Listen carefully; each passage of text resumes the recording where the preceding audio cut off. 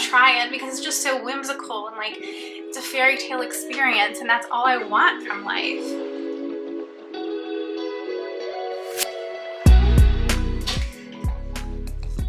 Hey y'all, welcome back to my channel. If you're new here, my name is Alanna, and here on my channel we do everything from cruelty-free beauty to gaming to some real genuine conversations.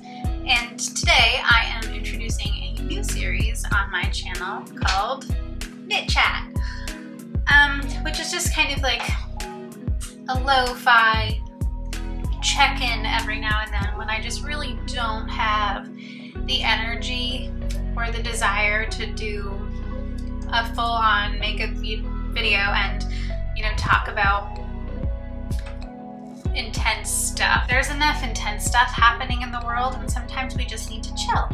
So today, in the first episode of this little knit chat series, I will be continuing a knitting project for my knitting initiative called Knitting Neighborhoods, which I started last October, just a few months after I taught myself how to knit.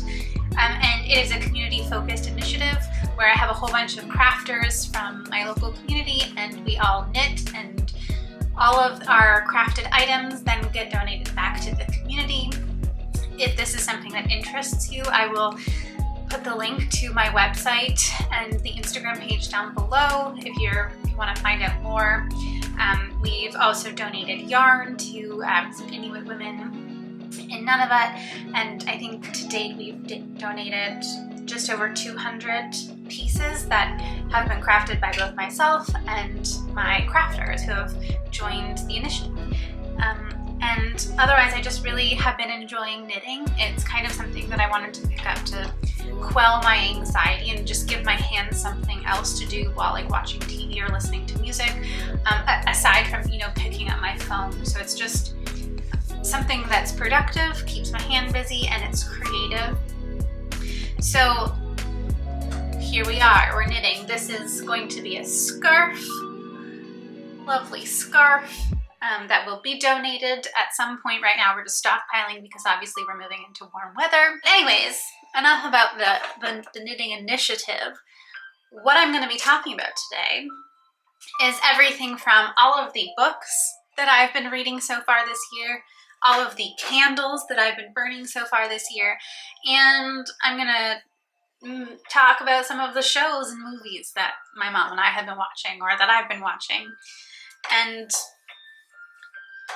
yeah, I think we'll just go from there and see how things go. As I've mentioned in some of my previous videos, I'm still very much a new creator here on the platform, so I'm really just testing all of the waters and exploring and just having fun and showing you guys kind of all of the different sides of myself, which obviously includes not just, you know, an interest in clean, green, cruelty-free beauty and skincare and important conversations and social justice and the climate crisis and feminism, not just, you know, content creation, but I'm also just a creative in general. I am a huge book nerd. I am obsessed with candles. I love movies and television. I am crafty. I am a musician. So this is just one more way for me to kind of slowly introduce myself to you guys in different kinds of ways. So without further ado, I'm gonna do one more stitch here and let's get into it. Another reason why I wanted to do this today was because I've just been very low energy. If you haven't been able to tell, the last two videos I've done, I've just been having a hard time kind of getting motivated. I don't think I've worked out in like a couple of weeks, so I really need to get onto that. But I also got my first COVID vaccine this week, which in terms of side effects, I haven't really experienced any, but I'm assuming that this extra layer of exhaustion I'm feeling is somewhat related to that. I had a sore arm for about a day and a half, but otherwise so far so good. And if you're wondering why I was able to get a vaccine here in Ontario where Currently, I think vaccines are really only open to like 40 plus unless you're in a hotspot region. I am immunocompromised. I have Crohn's disease, and I'm also on an immunosuppressant pharmaceutical, so I am considered high risk. I was in the high risk category, which is why I was able to get a vaccine appointment much quicker than a lot of other people my age. So very grateful that that happened, obviously. Although, you know, one vaccine dose does not cure all, does not take care of us all. So I will be, especially in the next week and a half, I will be very diligent. I don't really go anywhere anyways. We know this. I stay very much in the basement. I stay home. I don't really interact with anybody. So nothing is really going to be changing for me personally in the next couple of weeks. I think it's just important to acknowledge that like one vaccine does not keep you safe. It does not keep everyone else safe. We really need both vaccines in our arms, plus the 2-week kind of like, is it an incubation period? I don't know, but that 2-week period after you get your vaccine is critical. You need to be very careful and cautious still. And so, you know, I've got one dose down, and then we'll just wait and see. My next appointment is scheduled for August. Hopefully we'll get like an influx of supply so they can start vaccinating everybody fully a lot faster. But, you know, life is really not going to go back to any kind of normal until probably late fall. At this point, I think we all just have to come to terms with that reality. But again, I'm very grateful that I've at least got dose number 1. And I'm feeling okay. So where should we start in terms of what I've been reading? Obviously, I've been reading a lot. There's a lot of books here, and it's only April.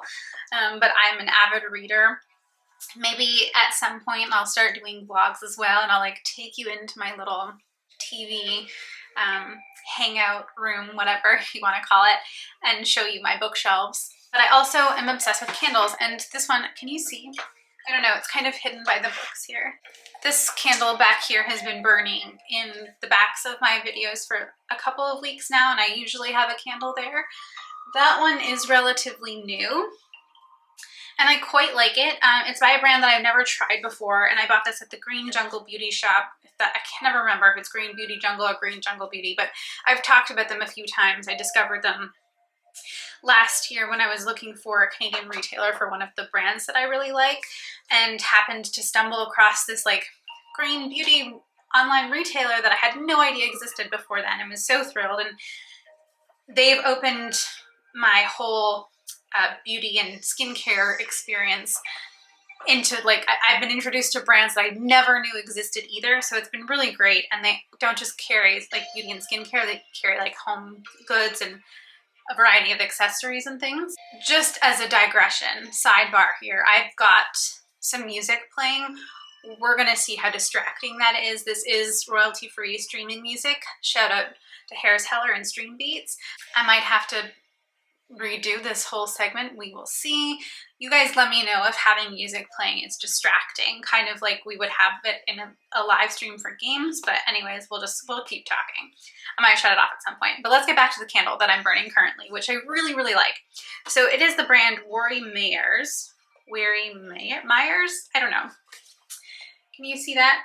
There we go. And these candles are made in Maine. Artisanal candles. They are made of the finest blend of paraffin and soy waxes and have a 40-hour burn time, poured by hand in small batches in our studio in Maine. Please recycle. And this is the scent Coco Nuit. And the notes are coconut, suntan oil, and cannabis. And it is truly delightful. It's not too overpowering. You know how there's some candles like Bath and Body Works level candles that just make the whole house smell for days and like really carry a scent even when they're not burning. This one is very subtle. I really, really like it. I can definitely like pick up the suntan oil, and I'm not mad about that. It's very summery. It kind of put me in the mood. I bought it for a reason, to like really give me those vibes, since it's been so freaking chilly here. We've had a few unexpectedly warm days kind of early on in March, and then it snowed this week. So thank you, April in Ontario. But yeah, Coco Nui by Rory Myers. Love it. Really, really impressed. I did buy another one, but it's in a drawer somewhere and I haven't burned it, so we're not going to talk about that yet because I just don't know what it's like. Then I've got a lineup here of all of the candles that I have been burning since the winter time. Before I decided to do this video, I had like 6 other candles that were all burned down low like this, to the point where like you kind of can't burn them anymore because it's not safe. And I hadn't even thought of doing this video yet, so I took all the wax out and recycled them. I have no idea what those were. So unfortunately I can't talk about them, but these are the ones that I kept when I decided to do this video. So the next one is by Market Candle Company.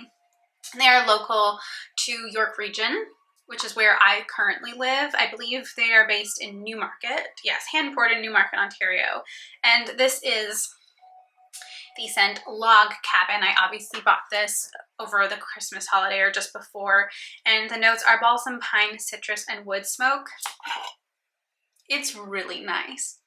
It's so nostalgic. It's that scent I was describing. That's like one of the only kind of wintry holiday scents that I have in terms of scent memories that I was discussing in that one video. Really, really like this. I do have a candle care kit, so I might just trim that wick a little bit more and see if I can get maybe like another hour burn out of this before it kind of becomes a little too dangerous. But really like Log Cabin by the Market Candle Company. Will be repurchasing it if this is something that they continue to keep in stock. And it's just local. It's a female business owner, so always happy to support in that respect. Then there is kind of a similar scent. This is from PF Candle Co. I don't remember which site I bought this off of. Maybe Green Jungle Beauty as well. And this is the number 14 Campfire. And it really smells like campfire. And that, I love that kind of candle. I'm like, either I want something really sweet and kind of like vanilla-y, or I want something wood smoky. And this just, I don't understand the science behind fragrance. I want to understand it more, because like, how do you capture campfire in a candle? It's great. And these are soy candles as well. These ones are made in California. Really, really love them too. And the burn time was nice. Then there is these 2 candles from Folklore Candle Company. I'm obsessed with Folklore Candle Company for all kinds of reasons, but mostly just the branding and the whole ethos behind the brand. I mean, like, look at this packaging. It's just, like, don't you just want to keep this forever? This is the scent Holloway, and I honestly bought both of these candles because they sounded good, but also just the artwork. I mean, I really love that. So Holloway is described as an ancient footpath sunk into the earth, thickets of raspberry, mossy stones, and fallen ripe pears. Now, it was a bit of a gamble for me to try that because I don't really like fruity scents. And obviously there's raspberry and ripe pear in here. Not a fan. Truly, it's not one of my favorites from Folklore Candle Company. I've been buying their candles for at least 3 years now. But I mean, you gotta try it because it's just so whimsical and like, it's a fairy tale experience, and that's all I want from life. So, I mean, if that sounds like the kind of scent that you like, totally recommend. I believe you can either buy directly from their site. I want to say that they are Canadian. Yeah, hand poured in Ontario as well. But I'm pretty sure that their site is in like USD, but they've got a couple Canadian retailers, including Curiosa Society. They were kind of like this Harry Potter themed shop down in Toronto. They had to move during the pandemic. I'm not sure where they're located now, but I believe that they also sell the Folklore Candle Company candles. And then the other scent that I have is called Old Gods. And again, like, just look at the artwork. Like, is that Gandalf or what? Obviously, how do you resist that kind of thing, you know? And again, maybe you don't know me well enough yet to know that this is like crack for me. Just this kind of like whimsy and fairy tale and like magical stuff. So it was really hard for me not to just try it, purely because of the artwork and the descriptions and because I love everything about the company. But this Old Gods is described as the ancient wanderer, hooded and cloaked among the oak, hazel, ash, and yew, wizened staff, and tendrils of pipe smoke. Like, oh, does that just not sound incredible? And it's really pipe smoky, I would say. Like, it's very intense. From like, if I stick my nose right into it, it's too much. If I do this, it's fine. Burning it gives me heartburn. And I don't know what it is about this specific scent that gives me that reaction, but like, it's still, there's still quite a bit in here. Like, I don't know, if I hold it up to the light, like there might still be like that much wax in it, which is like, there's a significant amount of burn left there. But burning it indoors literally gives me heartburn, and I tried to get it through as much of it as possible, but this might have to be like an outdoor summer candle just so I can finish it. But it's a little too intense for my sensibilities, which is really sad. But I'm not going to stop buying Folklore Candle Company candles because, again, they're magical and I love them. Then I have one more candle from the lineup here that is also by Market Candle Company. This one is another one from their like winter seasonal lineup called Gingerbread Latte. I should have just kept this in a drawer and waited because I don't want to burn through it. It's heavenly. And it's, so the notes are gingerbread, espresso, and caramel. And because it's got that espresso in it, it's not so sickly sweet. Like, it's not cupcakey. And like, obviously with the gingerbread, it's a little spicy, but I love this candle so much. This is the one that I keep in my little TV room. Truly, truly delightful. I had another one that was similar to this that I did burn all the way through. I just can't remember what it was called. But again, Market Candle Company in Newmarket, Ontario. She does have an online shop. They sell these candles at a local shop here in my town as well, which is where I bought these. I didn't order them online. But truly love it. And from everything I've seen from the founder, I really just like her and everything that she's doing. I think she's just kind of like a one-woman shop. So really, really admire, you know, businesswomen who just kind of set out on their own and say, this is what I want to do, this is what I'm passionate about, and we're going to make it happen. And also because it's a glass jar with metal tops, like you can recycle these pretty easily or just peel the label off, get all the wax out and reuse. So I do appreciate that, that it's a little bit more recyclable than some other things. Like I don't really know how to recycle kind of the frosted glass. Like, can I throw that in the recycling? I don't know. Anyways, not important. I'm gonna knit a few more stitches because we've already been chatting for a million years. Do we expect anything else from me, truly? So do you guys also like candles? Are you sensual people? In every single place that I've ever lived, there is either candles or incense or Palo Santo or sage or lavender or rosemary dried, obviously, in every single room of the place that I live in. I love to add that to my home experiences, my home time. There's always some kind of scented smoke or candles because it adds to the kind of ambiance of a home that I want to live in. So I'm always buying incense and candles and kind of exploring that. And I think in my nighttime skincare routine video, which feels like eons ago, you guys would have seen that I used some Palo Santo in there, and that's what I keep in the bathroom. I just really love to burn the Palo Santo kind of like as part of my nighttime routine especially, but also in the morning. It just, I don't know, there's something about it that just kind of gives me a little bit of a reset. And I really just love the scent of Palo Santo burning So yeah, that's just the kind of human that I am. Candles, incense, sage, and all of the dried herbs that are safe to burn. Love it. Was that suggestive? Do I smoke weed? Maybe, maybe not. Leave it up for interpretation. I have not smoked in a long time, but hey, it's legal. It should be legal everywhere. Should be decriminalized. I have nothing against marijuana and the healing properties of the herb.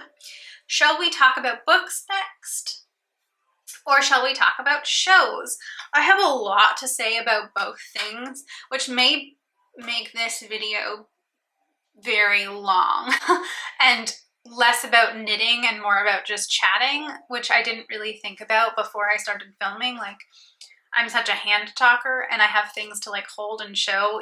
I don't have 4 hands or 6, cannot multitask in this way, which means that my little scarf project here is going to get left behind. But the whole point of this was to keep knitting and, you know, relax with you guys. But if anything is clear about me, I don't really chill. I have no chill.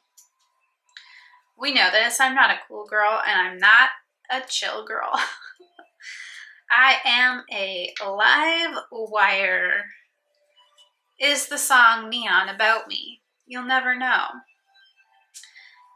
But I sure do buzz like it all the time. Maybe we'll start with books next. And I don't know, if you're not already following me on Instagram, please come and follow me on Instagram.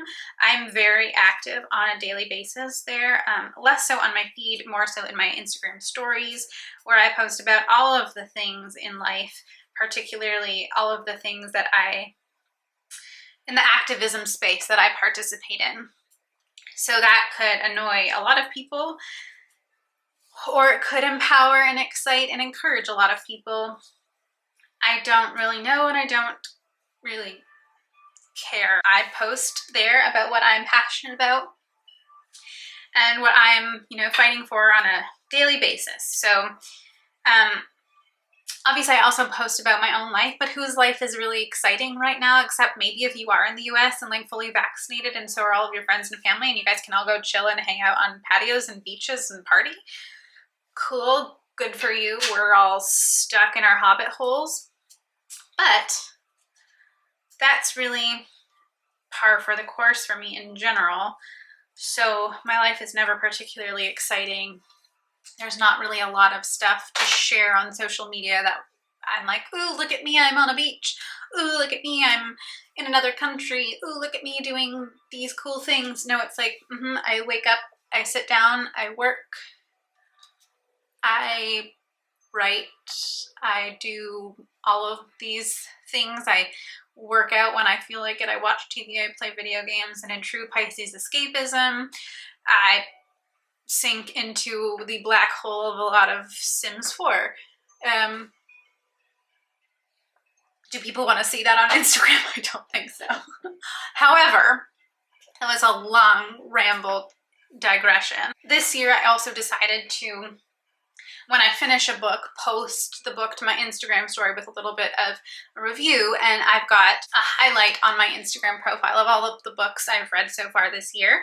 So if that's something that interests you and you're interested in any of the books that I have been reading, that I'm currently reading, you can just go there and at least get a picture of the book, see what I think about it, and decide for yourself whether or not that's something that also interests you. So far this year, I've read all of these books. The top one here is in progress. I'm about halfway done, but I'm adding it to this pile because it's going to be finished probably by the end of the weekend. So I'm not going to disturb the whole stack here, but in order from earliest to most recent, we've got The Fire Next Time by James Baldwin. Highly recommend. It's beautiful and gut-wrenching, but such an important read, such an important perspective, especially given everything that continues to happen to the Black communities especially in North America. The Fire Next Time was written or originally published in 1963. So that's what, 50 years? I can't do math. That's a long time ago. It's just devastating, especially from someone who is not impacted by the level of racism and oppression that the Black community is. But to read that in light of everything that's been happening in the last couple of years, where it's like reached this fever pitch again, to read this book that was written in 1963 and be like, nothing has changed. Nothing has changed. Why has nothing changed? We need things to change. Is like, what the fuck? How are we still here? And obviously this is a privileged perspective, but you need to be reading these stories and contextualize it and realize, like, 1963 was a long time ago. I know that time makes no sense anymore, and like 1963 feels like 40 years ago, but it's more than that. You know how we just lose track of time after 2000, after the millennium. Once again, I'm filming when I'm very tired, so I cannot possibly articulate all of the things I want to articulate this late at night when I'm exhausted, especially on these important subject matter. But if you're looking to start doing that kind of reading, and you're looking to start kind of dig into some of that mind opening and that unlearning and relearning and learning new things, the James Baldwin, which I don't think you can see. Let's move this way. I don't know if you can see this. There's a chair here. James Baldwin, The Fire Next Time is a thin little book. It's not an easy read in terms of the content, but it's easy to get through because it's short in comparison to like this. Anyways, again, we know that I'm not your real dad. I'm not telling you what to do, but if you are interested in kind of reading more about those experiences and the Black American perspective especially, and just take a gander, do a Google. Moving on, the next book. Also, in terms of timeline, I'm pretty sure that I read this year, but according to my Instagram highlight, it wasn't listed, so maybe I read it in December, but whatever, same thing, time doesn't mean anything. The next book is The Power, and I also don't think that you can see that. It's called The Power by Naomi Alderman, and I bought that book a couple of years ago. Again, it was like probably one of the last times I went into an Indigo, so we're talking well over a year. And I bought that book, I kind of like went into Indigo and was like, I want some feminist literature. And I typed in feminist literature into the Indigo little search computer, and that was one of the books that came up. It is fiction. And let me just tell you, I don't think I've been that disturbed in a long time. Essentially, it's about, some kind of maybe like it's not post-apocalyptic either. It's just sci-fi. So let's say it's happening in like current times, but all of a sudden women all over the world end up with some kind of like electromagnetic power that like supposedly stems from some sort of skein that's attached to their collarbone, and men don't have this power. It's some kind of interesting mutation that only females have. And it's just kind of how they use that power to push back against the long-standing oppression against women. But then you see how that, in this specific book, that like the power dynamics shift and they're just not any better.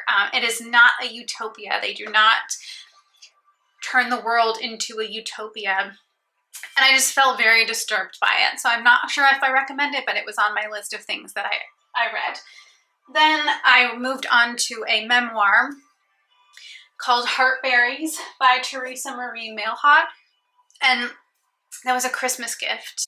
Beautiful. I have a really hard time reading nonfiction, but I really, really, really appreciated getting that book as a gift for Christmas, and also I appreciated the words. I appreciated that story being shared.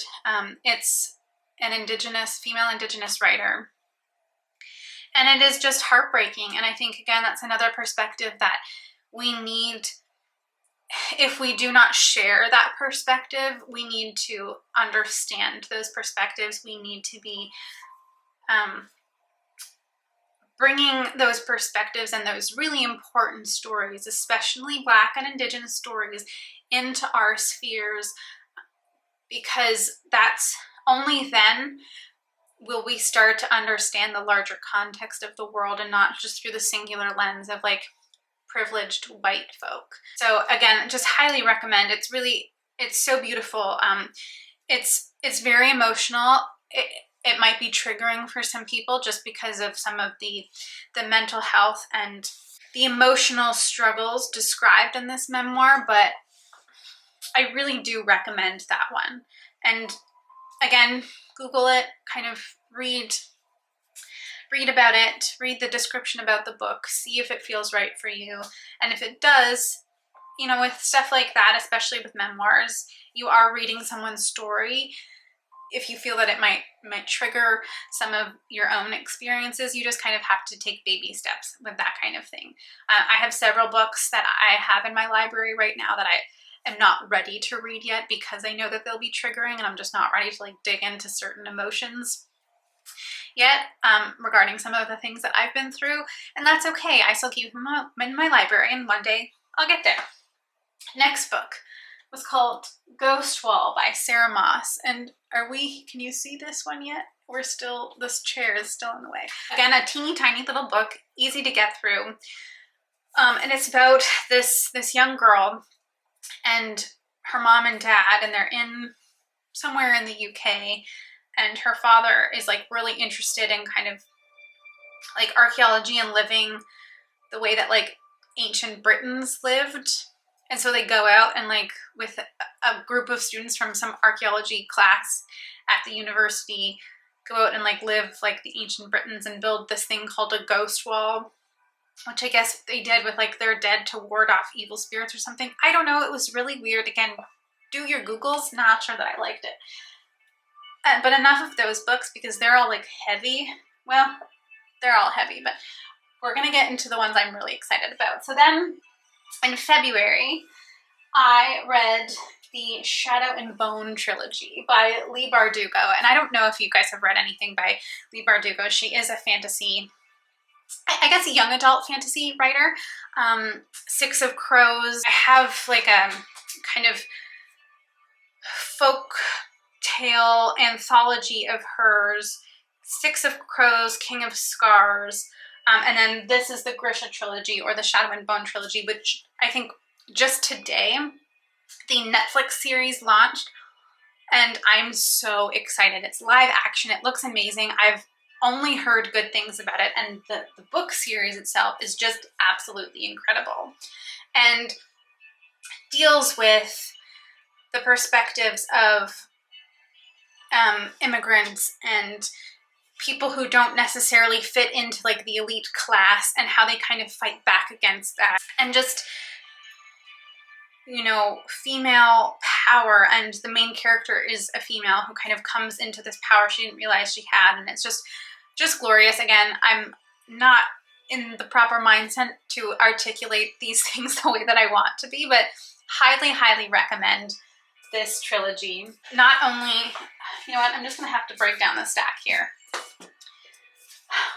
How annoying. What a bad book reviewer I am. Not even showing you the books I'm talking about. I mean, just look at the artwork. So that's Shadow and Bone, the first one. Siege and Storm, which is book 2. And then Ruin and Rising, which is book 3. I love the cover artwork. And they're, you know, significant size. So that's quite a lot. And I powered through this entire trilogy in the first 10 days of February. That's how good it is. And, you know, you've got war, you've got action, you've got love, you've got heartbreak, you've got that tale of immigrants The author, I believe, she was born in Israel, so she's got that immigrant story in her own family, so you can really tell, like, I think the authenticity of that story comes through. And it's just interesting that a lot of the books that I'm coming to right now are really inadvertently centered around these stories of kind of like race wars and culture wars and you know, the consistent oppression of like the one race that's trying to reign supreme and like wipe out all of the others. And that brings me to the current series that I'm reading. It's not a trilogy. I believe there's 4 books. This is the first book. I have not posted these ones to my Instagram highlight yet because I kind of wanted to post them all 3 together in a singular post. The first one is called The Black Witch. Maybe it's called The Black Witch Chronicles. First is The Black Witch. Second is The Iron Flower. Third, I don't have the dust jacket on it because I don't like reading hardcovers with the dust jacket on it. It pisses me off. The third is called The Shadow Wand. I believe there's a 4th one coming out in September. And again, absolutely incredible. Highly recommend if you love fantasy. If you love YA fiction, just, again, please just Google these ones. I cannot recommend them enough. I don't know, since I started reading these, I think I started The Black Witch in March. So these ones have taken me a little longer just because I haven't been reading as much, not because they're not as good as The Shadow and Bone. I have cried and cried and cried. The storytelling, the character building is just really wonderful. And I'm also crying out of anger, again, specifically around those like race wars and this like supreme race cult in this series, the Gardnerians, who are these kind of like, I mean, the ones who are in charge are these very elitist religious zealots, and they're trying to wipe out literally every other race who is not pure Gardnerian. So you've got fairies, you've got elves, you've got werewolves, half dragons, all of these other races, not species, races, who are just trying to coexist. And this one race feels that they are the pure ones, the ancient ones, the originals, and every other race are designated in their like holy book as the evil ones. And you read these kinds of stories against the backdrop of what we're all witnessing that continues to happen in real life, so close to home, and I don't know how you do anything but contextualize them and do anything but feel the weight of these stories and feel the truth of these stories, sometimes even more so than reality, because it's so easy to turn away from the news. But then you dive into a book, and I've always said this about fiction, that often I feel fiction can tell more of the truth than the truth can. Because there's no barriers, there's no censorship in fiction writing, necessarily. I mean, look what happened to Harry Potter when it first came out, and like Catholic schools banned it from libraries. But I just think in so many ways in fiction writing, especially in fantasy, you have so many more tools at your disposal to dig into, explore the truth, dig into really painful histories and painful topics, and talk about them in a way that is like, it's at arm's length enough for people to actually absorb and understand. And in a series like this one, and even with Shadow and Bone, I think if you are sensitive to that happening in the real world right now, that will become even more apparent in these stories, because you're not being forced into a visual the way that you would be with television or movies. Those visuals and those connections with the characters come from your own heart and your own soul when you're reading. So you just make different connections and associations, and obviously we make connections based on our personal experiences and excuse me, the way that we interact with the world. Anyways, I've gone on for such a long time. If I'm saying this right, we've been talking for 40 minutes now, and we've knit 6 stitches. knit chat, which is just a bait and switch for me talking about the things that I love and has nothing to do with knitting. I'm going to keep knitting now though, because we are going to move on to some TV shows and movies that I've been watching lately, which doesn't require me to hold anything. I just have to scroll every now and then. But all of that being said, I'm just going to back up again to this trilogy here. Highly, highly, highly recommend. Again, the character building is beautiful. And you have to look at it as a fact that these are like, I bought them from the YA section, so we're not talking about like overly sophisticated writing.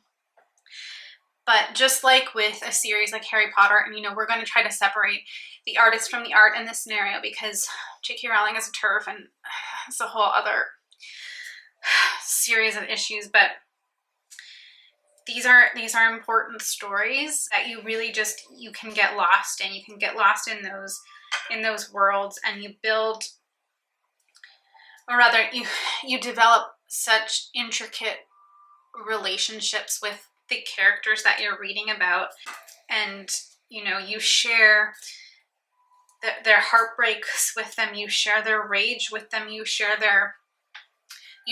the impression with them, you experience all of those things alongside characters in fiction novels. At least personally for me, I experienced those things in a much deeper way than I would with something that's nonfiction or like a memoir. And that's just very personal. I just really have a hard time reading nonfiction, reading memoirs. I have a whole stack of other books here that I'm like currently reading. I will not talk about all of them, but I'll show you. So these are the books that are in progress, which is just, it's fun. These two here are fiction. I actually just posted about this one on my Instagram. It's the latest Jeff Vandermeer, who is another author who I'm like truly obsessed with, and like I think everyone needs to read his books, especially if you care about the climate and ecological crises. But the rest of them are nonfiction, really important books that I will sink my teeth into. It just takes me a little bit longer.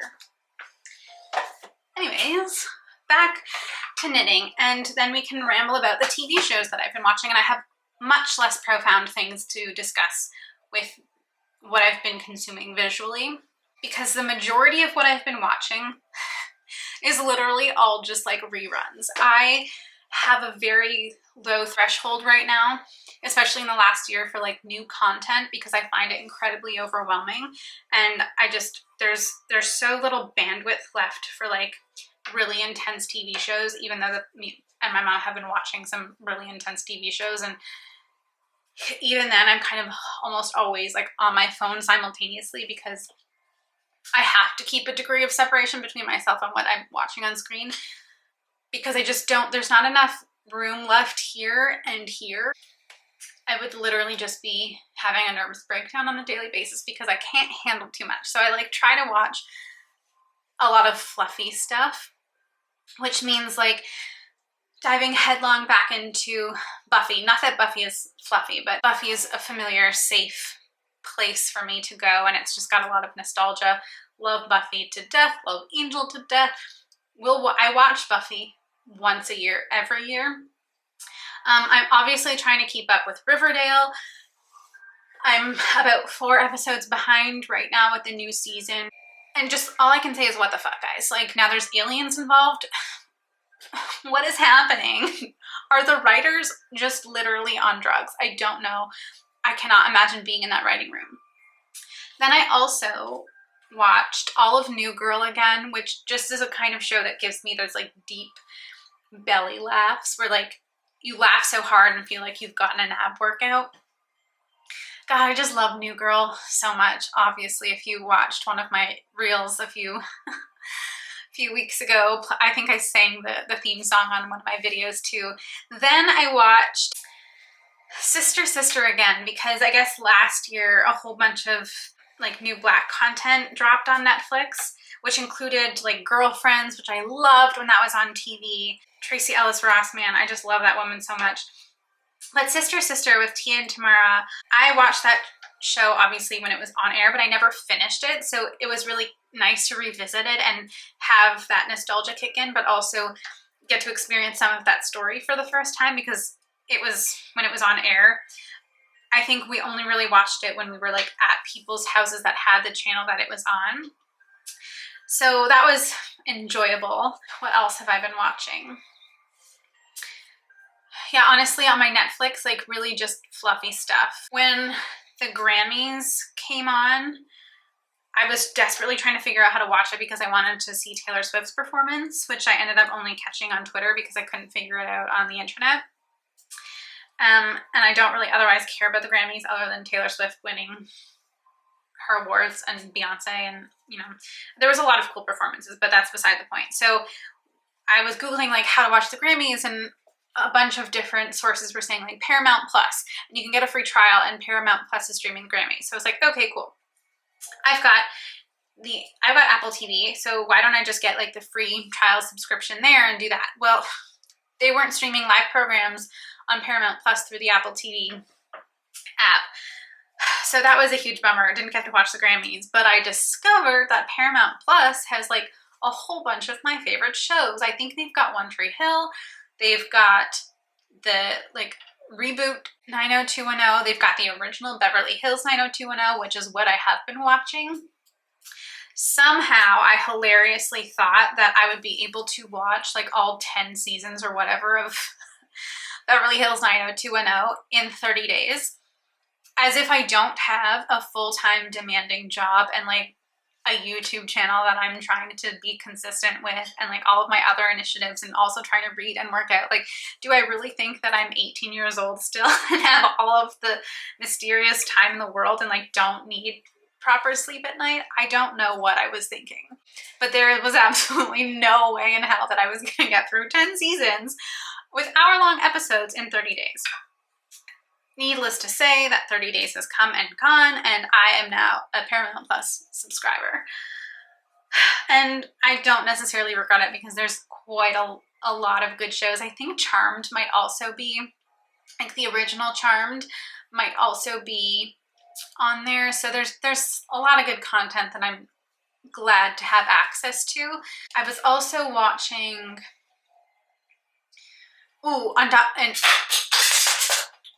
okay, this is what happens when I get hyper. Okay, back. My setup here is really squishy, so I can't just like bend over easily and pick things up. So what I was saying, I was watching Dawson's Creek again. And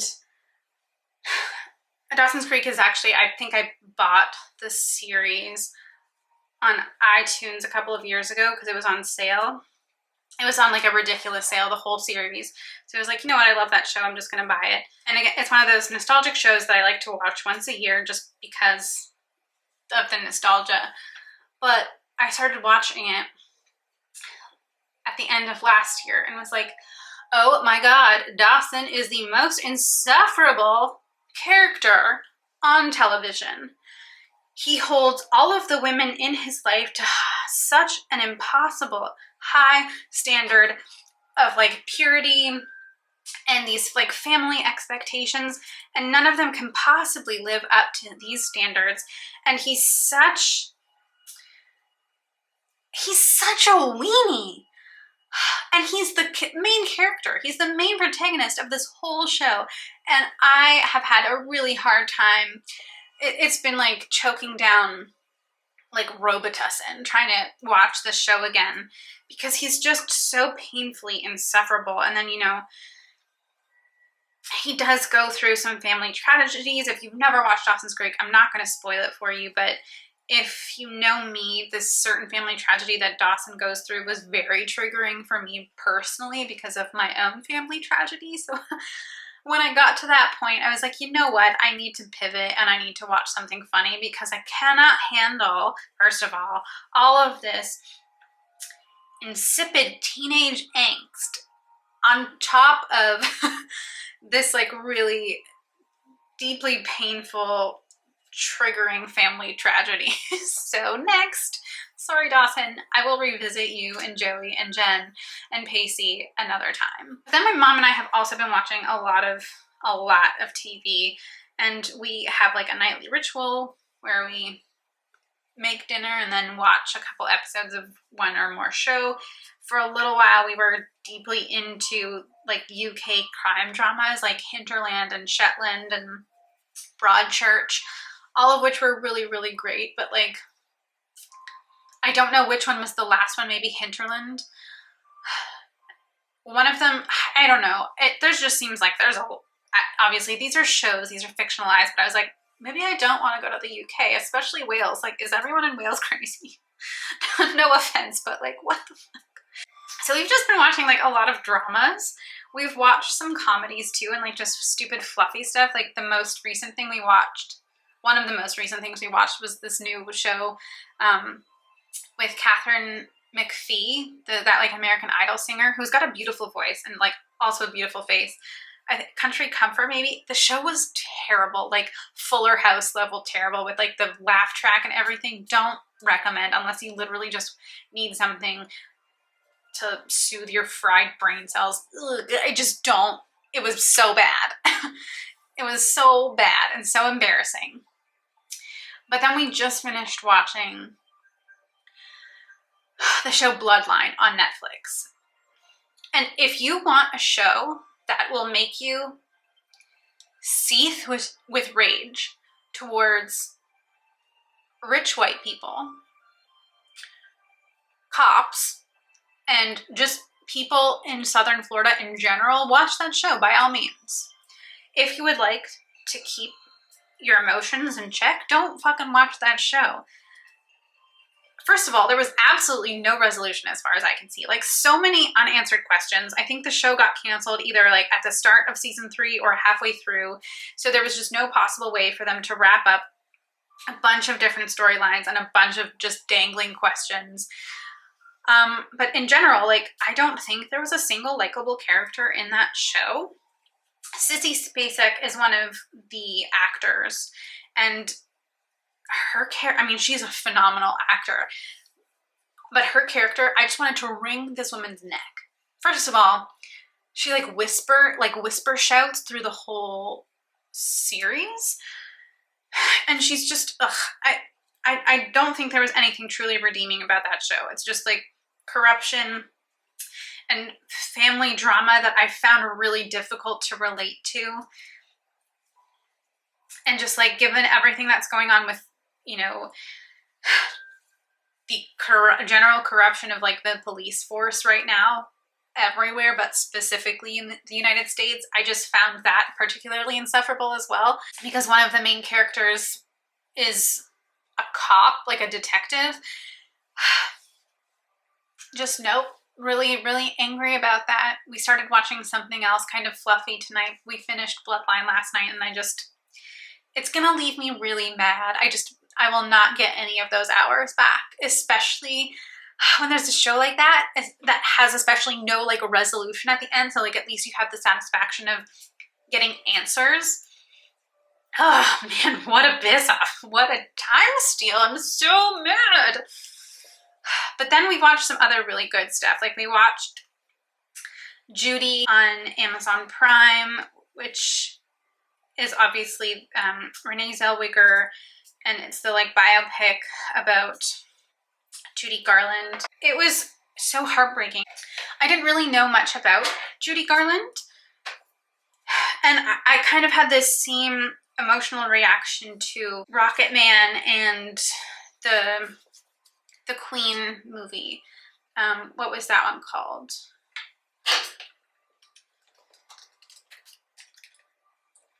Bohemian Rhapsody. Duh. Oh my god, Alanna, your brain. So I just didn't realize that like the stories of these really famous, incredible people, incredible musicians were so tragic. So I had a hard time watching them because I don't know, I'm very emotionally sensitive, especially to stuff like that. Phenomenal movie, but so deeply, deeply sad, and it just kind of really changes your whole perspective of these people and the way that you, after the fact, engage with their art, because you've just got this like deeper understanding. Like, obviously with these movies, you do have to take things with a grain of salt and like do further research if you do really care and like understand where there was maybe some poetic license taken on the stories, but well done. And I mean, Renee Zellweger, she's so freaking talented, man. That woman is a true master of her craft. I really love her. And then what else did I watch recently? Okay, Prime. Oh, the new Secret Garden movie. I guess, like, do you call that a reboot? I don't know. The new version of it. It was lovely. I've always loved The Secret Garden, just the whole story and like the visuals, and I don't know how many times I watched The Secret Garden when I was a kid, but the new film specifically was really quite beautiful, and that is also on Amazon Prime, and that stars Colin Firth. He plays the uncle in like the big manor where the little girl kind of gets shipped to. Yeah, just really, really beautiful. And then I watched Suspiria for the first time. Again, the like reboot with what's her face, the girl from 50 Shades of Grey. Well, I can't think of any of the actors' names right now. And Suspiria is 2018, and I've been meaning to watch it since it first came out because I read a lot about it when it was kind of coming out in theaters and everything. Dakota Johnson. I don't think it got very good reviews because I think it strayed from the original and didn't accomplish some of the like true horror aspects that the original film accomplished, but I thought it was really interesting but also deeply disturbing. So if you like horror, especially like psychological horror and like with the tint of kind of paranormal witchcraft kind of stuff, give it a try. Then we watched some stupid stuff like After the Storm. Apparently, I don't remember what that was. We watched the movie Because I Said So with, oh God, I will never forgive her for her character in this movie, Diane Keaton. I know everyone loves Diane Keaton, but Jesus freaking Christ, in this movie Because I Said So, and Mandy Moore is her daughter, the one that she like has this really kind of conflicted relationship with in the film. It's not a new movie, it's from 2007, so quite old now. But Diane Keaton, I have never been more frustrated with a woman in my life. She screams and screeches and like is in some sort of state of hysteria throughout the whole movie. So if you're looking for some kind of rom-com, maybe just avoid Because I Said So. Then in the similar vein, we watched The Meddler, which was a very similar storyline, like kind of a mom who like just really gets overly involved in her daughter's life. Her daughter who is, you know, single, and the mom's like trying to fix her singleness, which is a problem in general. We need to just leave women to live their lives however they want without all of these societal expectations that just don't make sense anymore. Anyways, The Meddler is Susan Sarandon and Rose Byrne. I love Susan Sarandon. It was much, much better, and this is more recent, 2016, so if you're looking for kind of a rom-com, like mother-daughter rom-com, choose The Meddler over Because I Said So. It was really delightful. Susan Sarandon is just a doll. She's such a treat. And then most recently, in terms of like movies on Amazon Prime, we watched The Map of Tiny Perfect Things, which was just delightful. It's like these two teenagers kind of stuck in like a time loop. And it was really, really delightful. The main actress in that movie was in that Netflix show that unfortunately got canceled, The Society, Catherine Newton, and she also was a recurring cast member in Supernatural. I don't remember what season she came in on, but she's the girl with the like blonde kind of curly hair, and she ends up being like one of the hunters in Supernatural.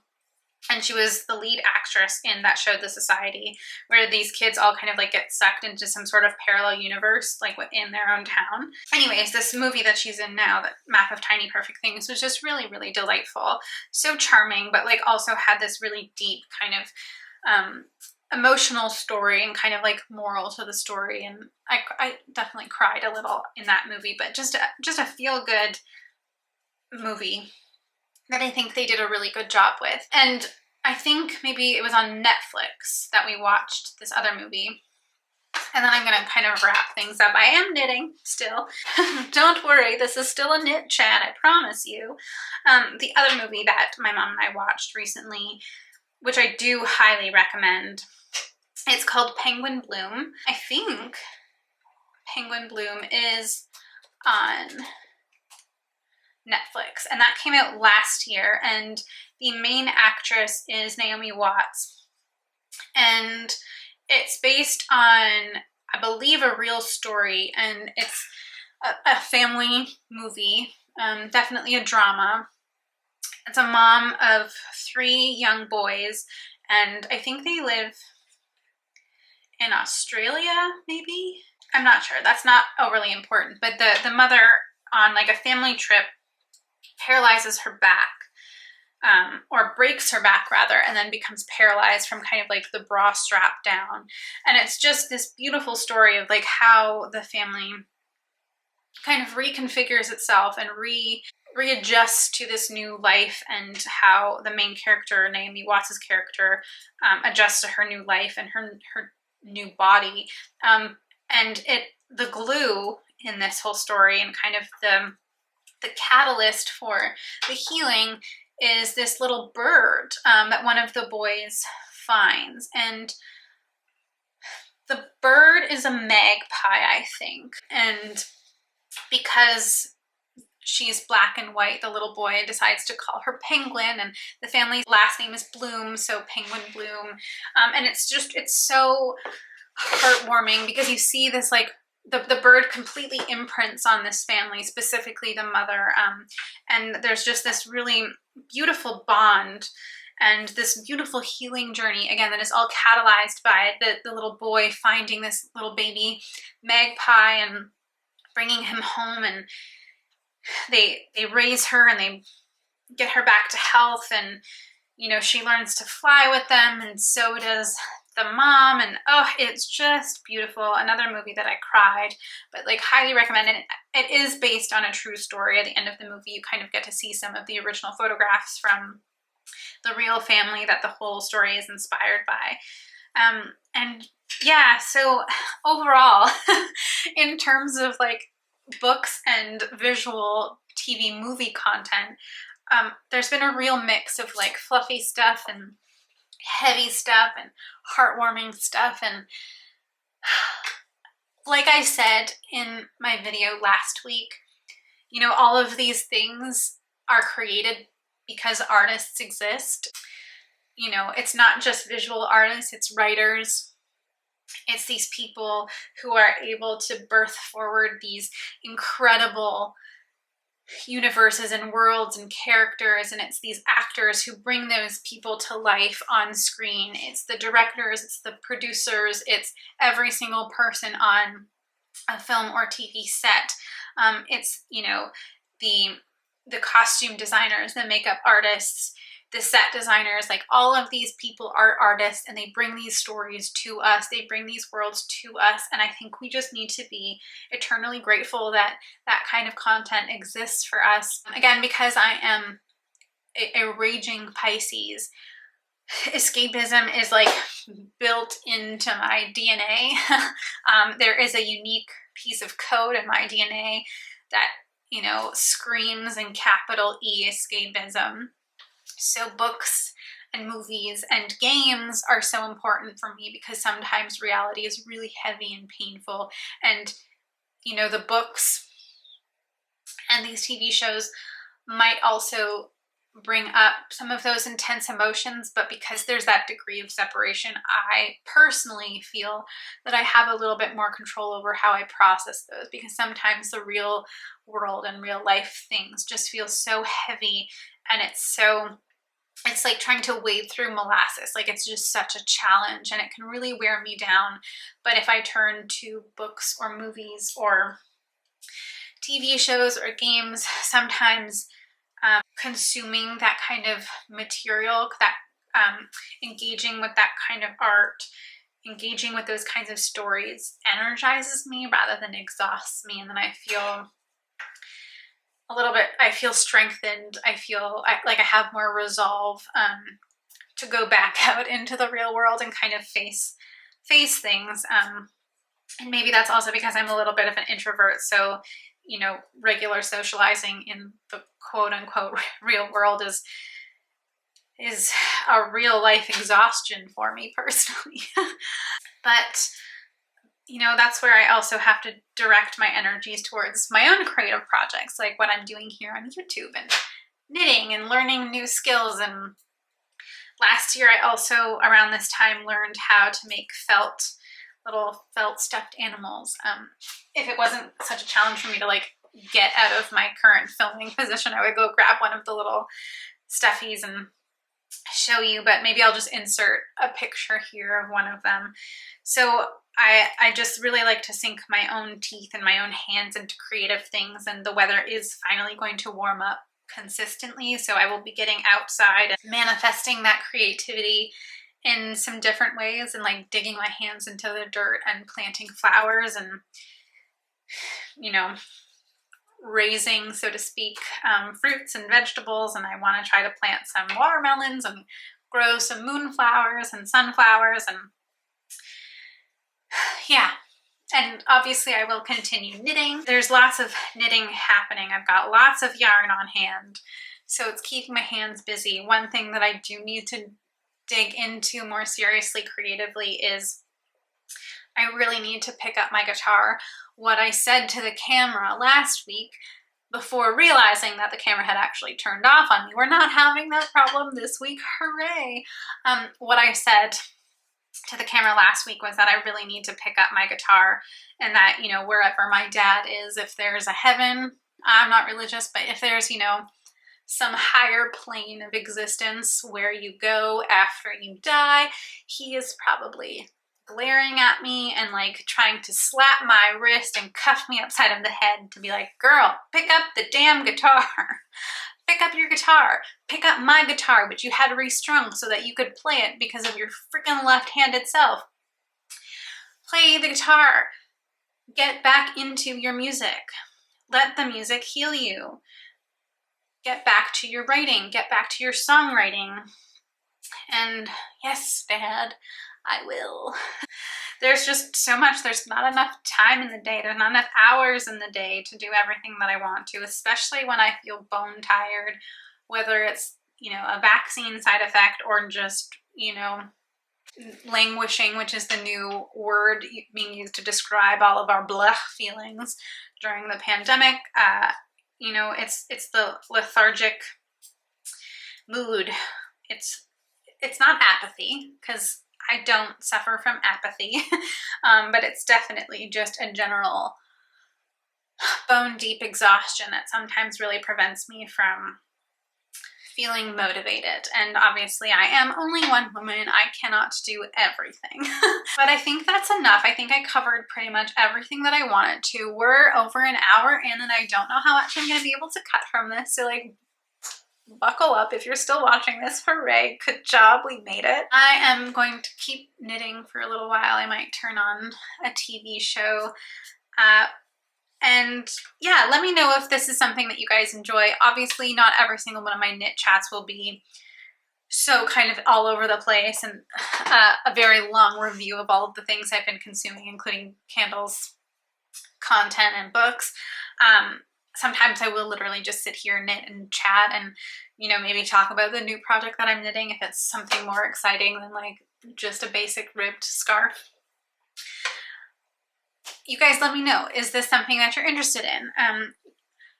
Obviously, the majority of my content is going to be this like talking head thing, but I am trying to diversify the kind of content that I am creating. I don't want it always to just be makeup, because honestly, I'm not a makeup artist, so not everything that I do with my makeup is going to be very interesting. Obviously, I want to keep talking about the real stuff. I want to have important conversations. Here on this platform, I want to be able to, you know, talk about all of that stuff. I also want to do the creative stuff like the Glow series. I want to keep doing the gaming live stream. So you guys just have to let me know what you're interested in, what you guys are liking that I'm putting out, what you want to see more of. Leave me those comments. And obviously, if you have made it this far, maybe I should have done this at the beginning of the video, but I forgot. I just wanted to jump right in. But if you have made it this far and you enjoyed this little knit chat with me today, please give this video a like. please subscribe to my channel and don't forget to ring the little bell so that you do get notified whenever I put out a new video. Right now I'm still only publishing weekly. It's not that consistent in terms of whether or not it's going to come out on Saturday or Sunday, but we're just doing our best. But if you hit that little bell, you will be notified whenever that new video drops. And I think that's really everything. That's all for tonight. Thank you for joining me. Thank you for listening to my rambles. I will leave links to the candles below at least. And again, if you're interested in some of the books that I talked about, please go over to my Instagram and give me a follow there. And you will see my little kind of book club highlight so you can get some details on some of the books that I talked about today. And if any of the shows or movies that I talked about sounded interesting to you, you know where to find them. I'm predominantly watching things on Netflix, Amazon Prime, and now Paramount Plus because, you know, I got sucked right into that. Anyways, that is all from me tonight, guys. Thank you so much for watching. It really means a lot to me, and I will see you in the next one.